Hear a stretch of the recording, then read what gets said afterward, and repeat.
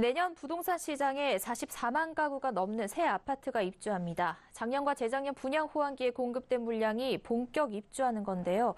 중도금 대출을 받아 분양을 받은 수요자들이 잔금 대출로 갈아타야 하는데 이 잔금 대출이 주택을 담보로 이뤄지는 만큼 기존 주담대가 있는 수요자들의 근심이 커지고 있습니다. 자세한 이야기 정창신 기자와 나눠보겠습니다. 안녕하세요. 네, 안녕하세요. 네, 올해도 이 아파트 입주 물량이 급증하고 있는 모습인데요. 내년에는 올해보다 새 아파트 입주 물량이 더 많이 늘어난다고요? 네. 자, 부동산 시장에선 내년까지 새 아파트 입주 물량이 과도하게 공급된다는 뜻에서 입주 폭탄 우려가 나오고 있습니다. 사실 이 같은 우려는 작년부터 꾸준히 제기돼 왔던 문제인데요. 이 부동산 114 등 부동산 시장 분석업체의 조사를 종합해 보면 내년엔 44만 가구가 입주할 예정입니다. 사상 최대 물량인데요. 올해 전국 입주 물량과 비교해봐도 16% 증가하는 겁니다. 새 아파트 입주는 2019년엔 30만 9천 가구 수준으로 줄어들 것으로 관측됩니다. 이 같은 입주 물량은 2015년부터 16년 부동산 호황기에 건설사들이 앞다퉈 공급을 늘린 탓인데요. 입주 물량을 지역별로 살펴보면 서울을 제외한 경기, 인천 등 수도권은 올해보다 28% 늘어난 21만 8천 가구가 입주합니다. 반면 지방은 올해보다 6% 늘어난 22만 1천 가구가 입주할 것으로 조사됐습니다. 네, 아파트를 분양받은 수요자가 많다는 거는 중도금 대출을 받은 사람이 많다는 뜻이기도 한데요. 이들이 이제 입주 전에 잔금 대출로 갈아타야 하는데 이 대출 규제로 인한 문제는 없습니까? 네. 자, 정부는 이 12사 가계부채 종합대책을 통해서 내년 1월부터는 신 DTI를 도입하겠다고 밝혔습니다. 다중채무자의 돈줄을 더욱 옥죄는 건데요. 문제는 대책 시행 전에 중도금 대출을 받은 수요자들이 입주를 하게 되는 내년부터 일어나게 됩니다. 보통 청약시장에선 계약금 10%, 중도금 60%, 잔금 30% 비중으로 아파트를 분양받는데요.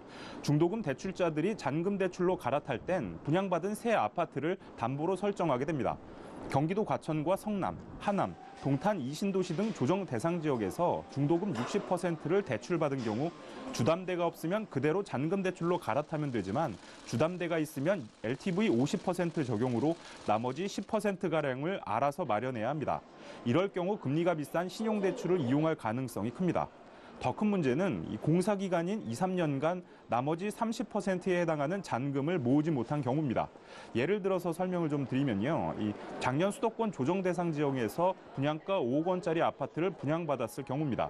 초기에 5천만 원의 계약금을 본인 돈으로 내고 또 기존 전세금 등을 빼서 1억 5천만 원을 마련할 수 있는 경우라면 입주 때 분양가의 60%인 3억 원을 마련해야 합니다.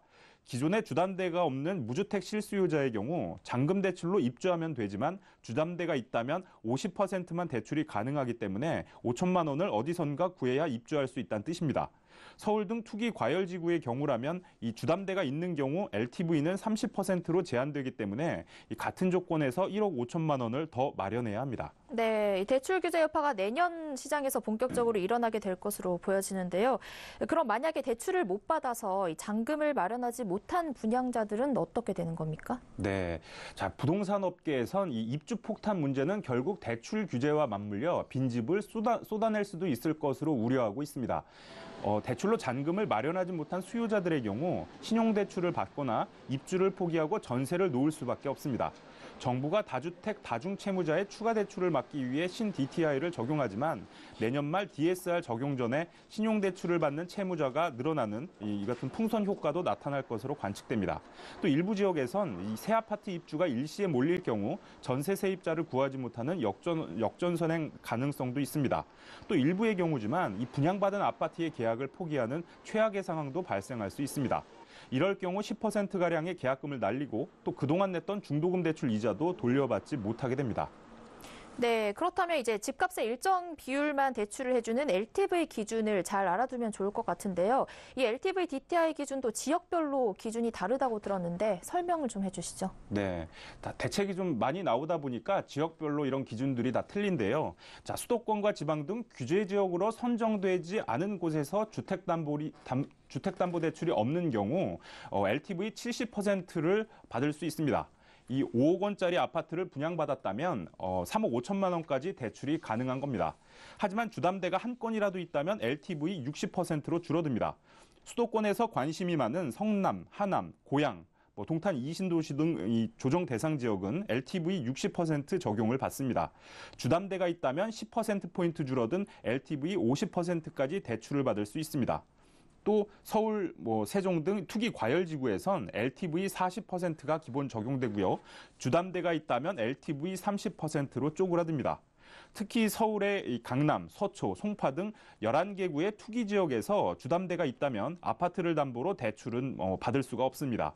금융위원회와 금융감독원은 8.2 대책 후속 조치로 지역에 관계없이 이미 주택담보대출이 있는 경우라면 이 투기 지역 내 아파트에선 신규 주택담보대출을 받지 못하도록 하는 아파트담보대출 취급 제한 실무 지침을 각 은행에 배포했습니다.